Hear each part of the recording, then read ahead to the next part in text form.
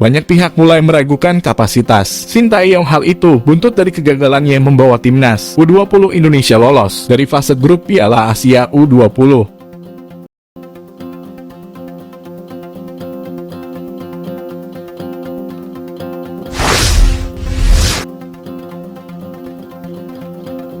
Pelatih timnas Indonesia selain menukangi timnas senior, Sintayong dipercaya PSSI memegang timnas U20 Indonesia.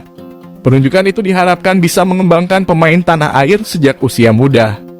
Namun, banyak pihak mulai meragukan kapasitas Sintayong. Hal itu buntut dari kegagalannya membawa timnas U20 Indonesia lolos dari fase grup Piala Asia U20.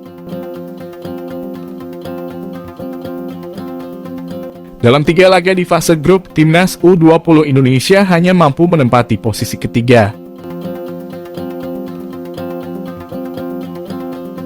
Komentar berbeda datang dari Wakil Presiden Persija Jakarta, Ganesha Putra, yang menolak jika saat ini Sintayong dicap gagal.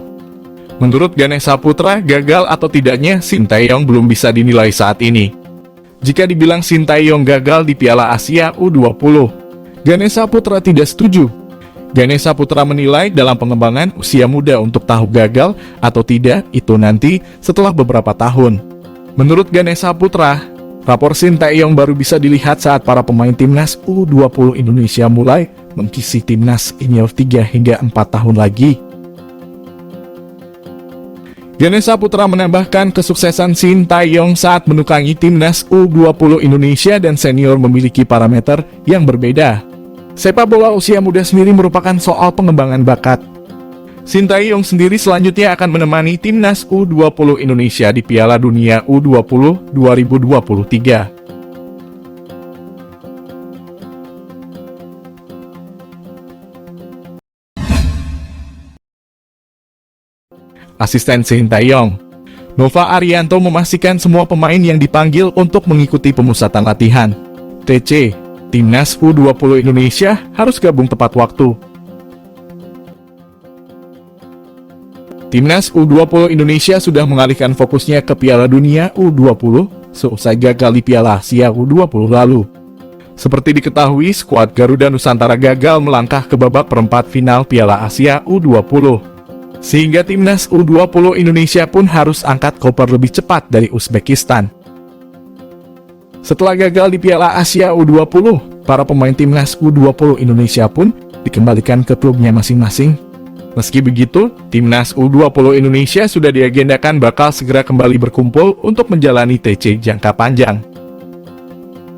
Tim Merah Putih akan menjalani TC sebagai persiapan menghadapi Piala Dunia U20 yang bergulir pada Mei hingga Juni mendatang. Nova mengaku SKUAD Garuda U20 bakal kembali gabung ke timnas pada 20 Maret mendatang.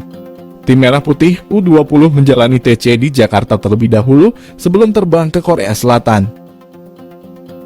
Nova Arianto memastikan pemain yang sebelumnya tampil di Piala Asia U20 di Uzbekistan bakal kembali bergabung dalam TC.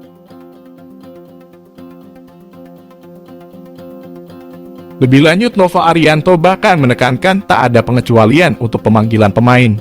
Menurutnya, siapapun yang dipanggil diharapkan tetap datang tepat waktu.